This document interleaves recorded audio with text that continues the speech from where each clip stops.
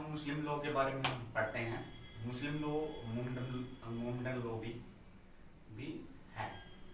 तो मुस्लिम लॉ में कुछ पार्ट जो है वो कोडिफाइड है और कुछ पार्ट अनकोडिफाइड है। बेसिकली जो रिलीजियस लॉ है ये दो पार्टों में डिवाइडेड है। फर्स्टली डिवाइन लॉ है। जो डिवाइन लॉ जो उसके अंदर जो डिवाइन लॉ है उसके अंदर पहला है हिंदू लॉ है, दूसरा मुस्लिम लॉ है। मुस्लिम लॉ है ये डिवाइन लॉ है और दूसरा एक मैन मेड लॉ है। जो मैन मेड लॉ है ये जो अलग अलग कंट्री ने अपना अलग अलग कॉन्स्टिट्यूशंस बनाया है। जैसे इंडिया का भी कॉन्स्टिट्यूशन है वो एक बोरोइंग बैग्स बोला गया है, क्योंकि हमने डिफरेंट कंट्री से कॉन्स्टिट्यूशंस को उठाया है। तो इसमें जो रिलीजियस लॉ में जो डिवाइन लॉ है उसमें हिंदू लॉ आता है और मुस्लिम लॉ भी आता है। अभी जैसे हम सबसे पहले देखें, हमने जो पढ़ा था पहले कि जो हिंदू लॉ है वो हिंदू लॉ जो है उसमें सबसे पहले जो डिवाइन लॉ लिया गया है। तो देखो पहले जो श्री कृष्ण ने क्या है कि गीता का उपदेश डायरेक्ट क्या है कि अर्जुन को दिया था।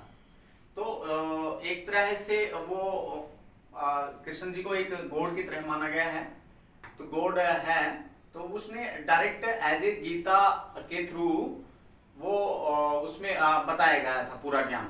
तो ऐसे इसमें मुस्लिम लॉ में जैसे क्या है कि जो अल्लाह है, गॉड ने एक एंजल भेजा, गब्राइन जो एंजल था उसके तरह वो गब्राइन एक एंजल की तरह था। तो उसमें एज ए कुरान की तरह से उसको लिया गया है। तो जो गब्राइन ने जो लिविंग इंस्पिरेशन है, जो लिविंग इंस्पिरेशन प्रोफेट मोहम्मद साहब, जो प्रोफेट मोहम्मद साहब थे, तो उनको एज ए लिविंग इंस्पिरेशन था। उन्होंने सभी लोगों को मुस्लिम लोगों के बारे में बताया। तो यहाँ पर डायरेक्ट जो अल्लाह है, अल्लाह ने एंजल गब्राइन को भेजा। गब्राइन ने एक लिविंग इंस्पिरेशन जो प्रोफेट मोहम्मद साहब थे उनको उसका कुरान का ज्ञान उन्होंने दिया, किन एंजल गब्राइन ने। तो अभी हम देखते हैं कि जो प्रोफेट मोहम्मद थे, जो प्रोफेट मोहम्मद साहब थे, तो उनकी जो डेथ है वो क्या है 632 एडी में वो एक्सपायर कर जाते हैं। तो यहाँ पर जब वो एक्सपायर कर जाते हैं तो उनके सक्सेसर कौन थे? जो इस्लाम जो रिलीजियस है उसको उसके सक्सेसर कौन थे? तो यहाँ पर हम देखते हैं कि सक्सेसर में उसके दो अलग अलग गुटों में उनके सक्सेसर हुए हैं। जो डायरेक्ट जो पीपल ऑफ ट्रेडिशंस, जो डायरेक्ट जो प्रोफेट मोहम्मद साहब थे, उनको डायरेक्ट जो फॉलोअर्स थे उनके, तो उसमें वो सुन्नी थे। सुन्नी जो है वो मेजोरिटी में है। उनकी वर्ल्ड में जो पॉपुलेशन है 85% के तकरीबन है। जो सुन्नी है वो ज्यादातर Indonesia, India, Pakistan and Asian जितने कंट्री हैं उसमें मोस्ट ऑफली सुन्नी हैं। जो सुन्नी हैं वो क्या है कि प्रोफेट मोहम्मद साहब थे, उनके बाद में जो उनका सक्सेसर जो हुए हैं वो अब्दुल बकर सर हुए। पहले अबू बकर हैं। दूसरे जो सक्सेसर थे वो उन अबू बकर के बाद में वो उमर साहब थे। उसके बाद में तीसरे नंबर पे जो सक्सेसर उनके साहब हुए तो उस्मान थे। तो उस्मान के बाद में हजरत अली। ये क्या है कि उनके 4 सक्सेसर थे। किसके बाद में? प्रोफेट मोहम्मद के बाद में। तो इसको इन सक्सेसर्स को ये सुन्नी जो हैं, जो मेजोरिटी में हैं, वो अबू बकर, उस्मान और हजरत अली, इनको वो मानते हैं। दूसरी तरफ जो हजरत अली थे हजरत अली को माना गया है कि ये प्रोफेट मोहम्मद साहब थे, जो प्रोफेट मोहम्मद साहब थे उनके सन इन लॉ भी थे हजरत अली साहब के बाद में जो सक्सेसर हुए वो हसन हुए।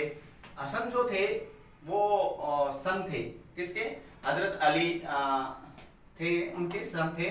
फिर हसन के बाद में हुसैन हुए, जो हुसैन थे वो हसन के सन थे। और उसके बाद जो भी हसन के जो बच्चे हुए वो नेक्स्ट सक्सेसर हुए, वो ये इनको शिया जो हैं, शिया जो मेजोरिटी के लोग हैं, जो माइनॉरिटी के अंदर हैं, वो इनको फॉलो करते हैं। हजरत अली को ज्यादातर शिया जो हैं वो मानते हैं।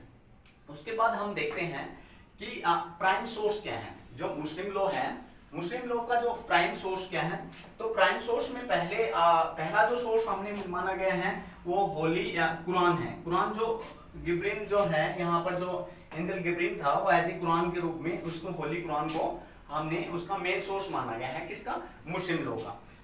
दूसरे नंबर पे आता है ट्रेडिशंस। ट्रेडिशंस के अंदर जो हदीस है, जो प्रोफेट मोहम्मद साहब ने जो बताई है, जो उनको फॉलो करते हैं, उनकी जो सुन्नत है और जो उन्होंने लिखी है वो हदीस है। तो ये ट्रेडिशन के हिसाब से भी ये सोर्स है उसका। तीसरे में इज्मा में अंदर आता है, इज्मा में ओपिनियंस आते हैं। ओपिनियंस क्या है कि जो जूरिस्ट हुए हैं, जो स्कॉलर्स हुए हैं, उनके ओपिनियंस है, और जो लोग बताते हैं उनके ओपिनियंस हैं, ये इज्मा के अंदर है। फोर्थ नंबर पे आते हैं क्यास में मतलब रीजनिंग्स है। रीजनिंग्स में मतलब इसके जो तर्क और वितर्क जो भी आते हैं उसके मेन सोर्सेज हैं। तो इसमें इस तरह से यहाँ से मुस्लिम लॉ का शुरुआत हुआ, रिलीजियस लॉ के थ्रू, डिवाइन लॉ है। तो इस तरह से हमने ये पढ़ा कि इसके मेन सोर्सेज हैं। Thank you so much.